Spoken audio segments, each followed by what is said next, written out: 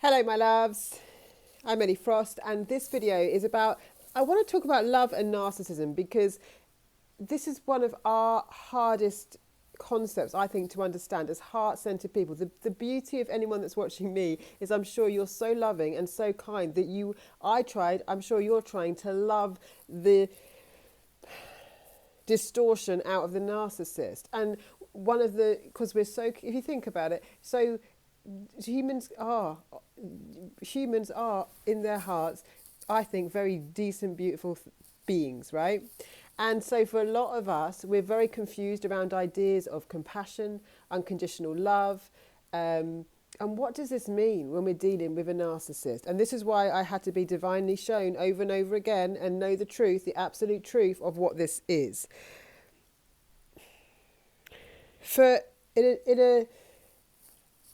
in a different context, right? We can show unconditional love for people by forgiving their mistakes, showing compassion for their weaknesses, all that stuff. Now, unconditional love to me doesn't mean that you have to tolerate a behavior, right? You can unconditionally love someone's soul, but also there's nothing loving in diminishing you. That's not the point of love, right? Because if I allow you to diminish me, then I am saying that love means, but it's saying that it would be loving to you to let you be the worst of you and me be the worst of me. Whereas I feel we need to see unconditional love from a collective lens, from the lens of what's the truly most loving thing for me, for the other person, and for the collective as a whole. Then I can make a good decision on what's really the most unconditionally loving thing to do. If I think of us as a collective, we, humanity, the we consciousness, right? So is it good for me, for you, and for the whole? And I know that it's not loving in the slightest, right, to give your life force energy to a narcissist as much as you can help it. Because what happens, and what I was being shown very clearly, is basically you're letting your resource, your life force, be used to feed the dark, feed the demon. It's living off you. So if I want to, that's why your manifestations get blocked. That's why your life isn't working, because you can't be on both sides, and God is asking you to choose the light. You can't choose the light when you allow your resource to be used to fuel something that's against humanity, the narcissistic, the detached soul against humanity. So what's good for me is to love me. What's good for you is to do the most loving thing for you, which in the case of a narcissist is to get out of the way and let them go through their own evolution to eventually come to a place where they can't feed off people and have to have an awakening and reattach to their soul. And what's good for the collective is to collectively be in it together in order to see the truth, love each other, and know that no good comes on fueling something dark. And much as we want to pour love on something, God kept showing me, it's not that it just doesn't work. It's that it's actually, for me personally, I was literally, woken up, slapped around the face, bitch slapped into understanding. I was given gifts on the planet. I was given a heart. I was given a light. So have you, by the way. And using that to fuel something dark isn't the purpose of it. It's not loving to me or humanity or even to another human being to do something that's not in the highest interest of and good overall. And highest interest and good overall is what's good for me is good for you, is good for the whole. And that my life force is used in the best possible way overall, in the most loving way overall. And if I'm being depleted and drained and sucked out of, I've got nothing to give. So my life force on the planet can't be used for good. It can only, and then not just not be used for good, but it's used for dark. Not intentionally, but it's fueling something dark, right? So this is why it's so important that we understand that we're energetic beings and the bigger picture and our context, right? The context of love we've been taught of is love, I don't believe, is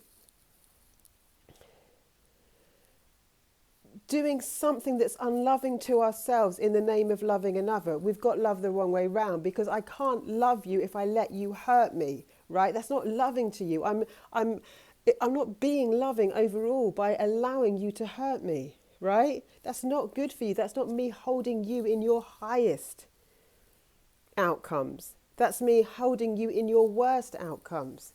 I love the fact that, because these are questions that I had sat with and pondered on and had to channel over and over again, right? And I love the fact that these are the questions on our hearts. It just shows the kind of people we really are. And again, narcissism can make you lose hope in humanity. I have been in such bleak situations with no one, and I know a lot of you have too. And it's like, I was not going to let my heart die. I was not going to let it. I was not going to let them. That's what they try and take. They try and take it. They try and take your hope, your light, your belief, your truth, your knowing, right?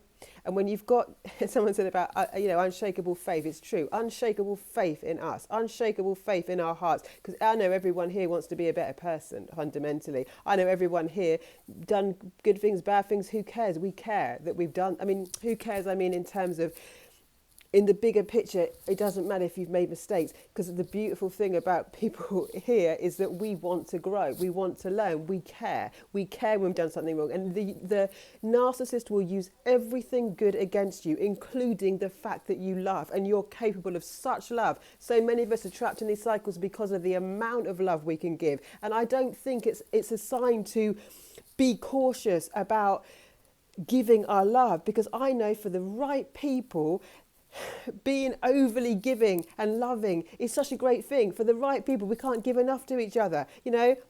People want to help each other over and over again. We're so excited. We're so grateful for everything we do for each other. There's no ick. It's just, what else can I do? What else can I do? And it's life-giving, not life-sucking. But for a narcissist, the fact that you're that loving, they'll use against you. Everything that's beautiful about you, they'll use against you, not for you.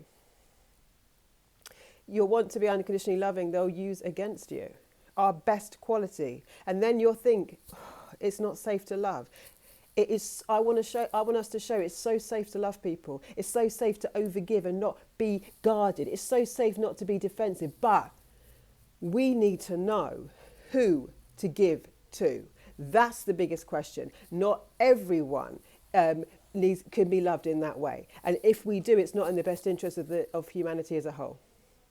We need to know that the people in our lives that and if you're rebuilding, you've got no one around you, I've been there, you will rebuild, you will find the right people, and you'll know there are some people that do need to not be in your life. You don't love there. You need to know where to love, where you can, where it's safe to love, where it's endless to love, where it's limitless to love, where it's beautiful to love, where it's reciprocal, where you're not keeping score, no one's keeping score on you, and no one uses the best things about you against you. The best thing about you is that you care. The best thing about you is you've got emotions. The best thing about you is you do feel guilt and shame and remorse. The best thing about you is you want to be a loving, better, beautiful human being. That's the best thing about you. If you are around people that are using that wonderful quality rather than seeing it as the best thing about you, they need to go. That's what we had to learn. That's what this is about. Really learning. Where do we put the most wonderful quality we have? Who are we going to focus it on? Because on the right people, they'll thrive.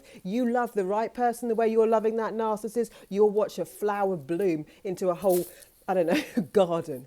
The right people poured, we most of us haven't had this experience, right? A lot of us haven't. But the right people, like that you pour love over and support over and belief over, gosh, do they thrive. Don't waste it on a demon. Pour that love over the children you have. Pour that love over the people you care about. Pour that love over goodness, and it will just abundantly grow. We're giving it to the wrong place. We're watering a dead plant. There's nothing you can do there. It's already gone. I was getting that message when I was downloading all the stuff. It's already gone. It's an entity. The soul is gone. No point. Pour your love on other people. Even if they can't give back, pour your love on those who literally you pouring love on them, they'll come to life. People who are suffering, people who are actually suffering, not devoid of emotion. Pour your love on them. Pour your love in safe places, though, where you've got boundaries and you're not being unloving to you in order to love another. The fact that you care about this question means you're an extraordinary human being. The fact that we are engaged in this conversation lights up my soul. The fact that this is what we care about means we can create a different type of experience for so many people on the planet. So do not waste the best thing about you on the worst thing on the planet, or one of the worst things on the planet. That's what I've got to say on that. I love you a lot. Thank you for listening, and I'll speak to you soon.